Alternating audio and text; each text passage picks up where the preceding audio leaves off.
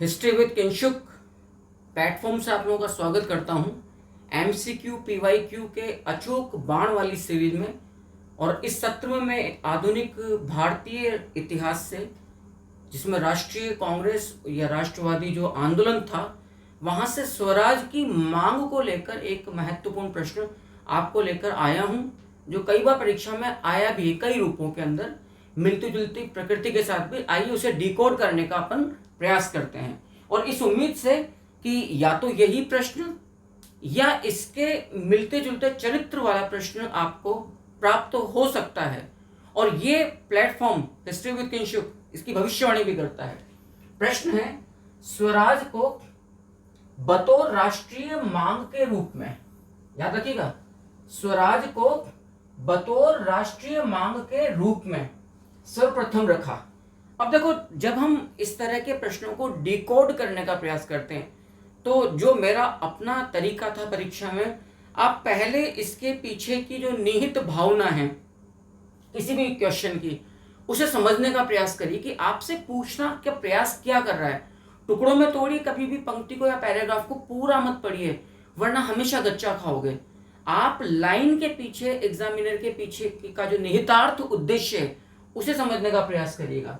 तो पहली बात तो जो की फैक्ट यहां पर आ रहे हैं जब हम डिकोड करें, तो एक तो आ गया स्वराज, एक आ गया राष्ट्रीय। क्लियर? अब सर्वप्रथम किसने रखा वो तो अलग बात होगी। स्वराज का मतलब तो हमें समझ में आता है कि जी अपना खुद का शासन। अब राष्ट्रीय मांग का जो मतलब निकल रहा है वो निकल रहा है स्पष्ट तौर पर कि किसी या तो राष्ट्रीय मंच से ये डिमांड की गई, ये मांग की गई, या किसी राष्ट्रवादी व्यक्ति के द्वारा ये मांग की गई। क्लियर है?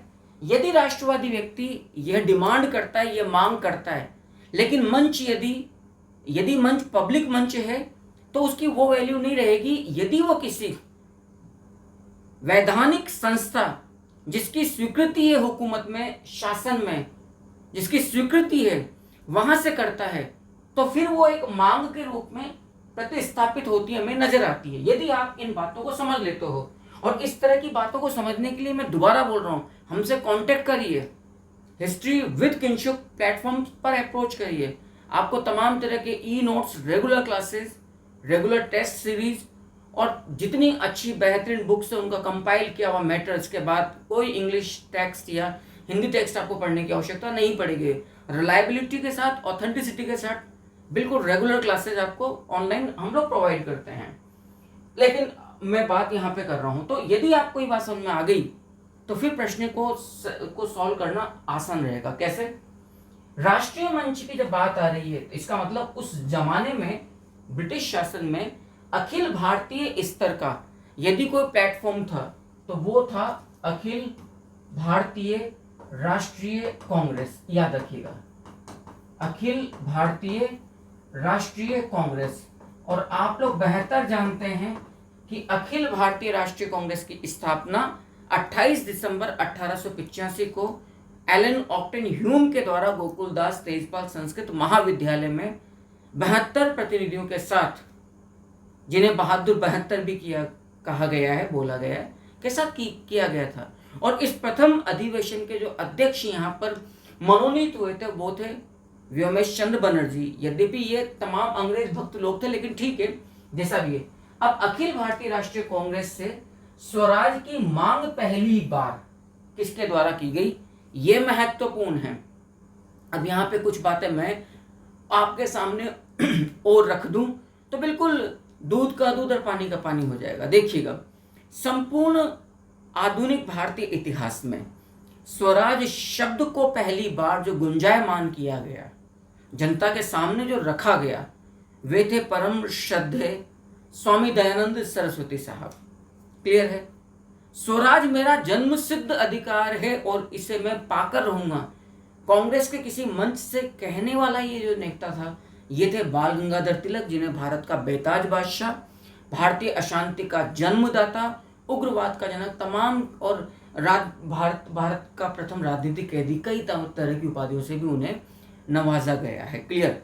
लेकिन अब बात क्या आ रही है, राष्ट्रीय मंच से तो कही जा रही है, लेकिन राष्ट्रीय मांग कौन करेगा?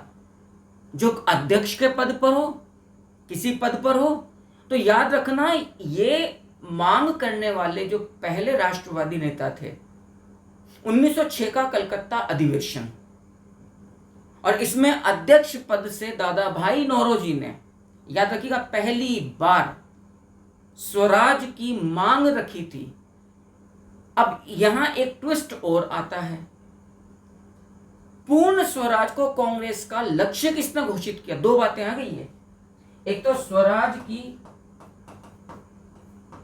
डिमांड करना कि हमें अपना शासन चाहिए, और एक कांग्रेस का लक्ष्य पूर्ण स्वराज की प्राप्ति करना। दोनों बातों में भी रात दिन का अंतर है। इसलिए मैं कहता हूं, यदि फिलोसॉफी सही नहीं है, जो टीचर पढ़ा रहा है यदि वो शोधार्थी नहीं है, रिसर्च बेस्ड एनालिटिकल अप्रोच वाली यदि क्लासेस नहीं है, इस तरह के क्वेश्चन सोल्व करना वश की बात नहीं है, आप गंवा कर आओगे। यदि डायरेक्ट फैक्ट बेस्ड क्वेश्चन आते हैं छोटे कॉम्पिटिटिव, तब तो अलग बात होती है। देखिएगा, स्वराज की जो यहां डिमांड की गई दादा भाई नौरोजी के द्वारा, इसमें पूर्ण स्वतंत्रता नहीं थी, इसमें ब्रिटिश शासन से मूलोच्छेदन की भावना नहीं थी, पृथकता की भावना नहीं थी।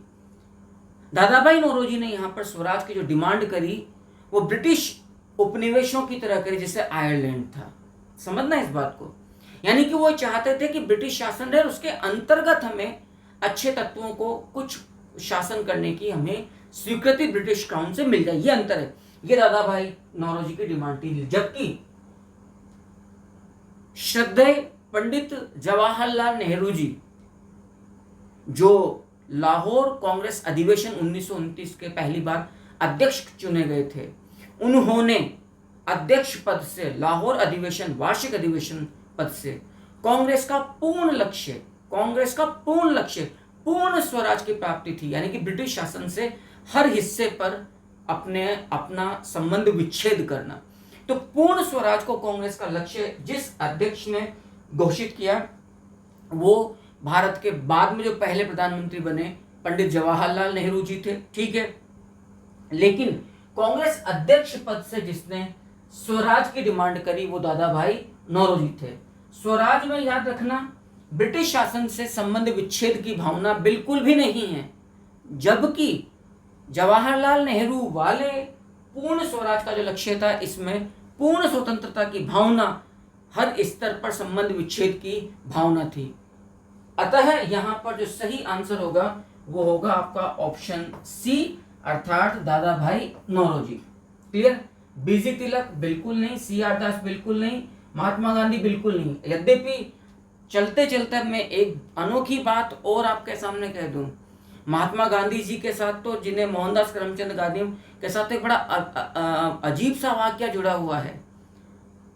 मौलाना हसरत मोहानी ने एक कांग्रेस अधिवेशन में जब पूर्ण स्वतंत्रता वाला स्वराज का प्रस्ताव रखा, उसकी घोर निंदा, घोर विरोध मोहनदास करमचंद गांधी ने कहा कि जिस तरह से अतिरेक में आकर यहां पर इस प्रस्ताव के समर्थन में कुछ लोग खड़े हुए हैं, मैं उससे बड़ा निराश हूं, मुझे बड़ा आश्चर्य। ये पंक्तियां थी, श्रद्धेय परम आदरणीय राष्ट्रपिता के नाम से संबोधित मोहनदास करमचंद गांधी। बहरहाल मैं समझता हूं कि इस क्वेश्चन को जो हमने डिकोड किया है एक भविष्यवाणी के रूप में, वो आपको बेहद अच्छे से समझ में आया होगा। और यदि कभी इससे मिलती जुलती प्रकृति का प्रश्न आपको कहीं देखने को मिलता है, तो बिना घबराहट के पूर्ण आत्मविश्वास के साथ उसे क्रैक करने में आप सफल होंगे। यदि ये जानकारी आपको पसंद आई तो प्लीज वीडियो को लाइक करिए, शेयर करिए और कमेंट करके अवश्य बताइएगा कि इस प्रश्न का उत्तर कितने एस्पिरेंट्स ने, जो ईगरली इन सेशंस का इंतजार करते हैं, का उत्तर सही लिखा। प्लीज कमेंट करके मुझे अवश्य बताइएगा कि हाँ आपका सही अनुमान या बिल्कुल करेक्ट आंसर था। इसी प्रकार के एमसीक्यू पीवाईक्यू अचूक बाणी की सीरीज को हिस्ट्री विद किंशु प्लेटफॉर्म से निरंतर प्राप्त करने के लिए चैनल को सब्सक्राइब कीजिए, लाइक कीजिए, शेयर कीजिए, कमेंट अवश्य कीजिए। नेक्स्ट सेशन तक के लिए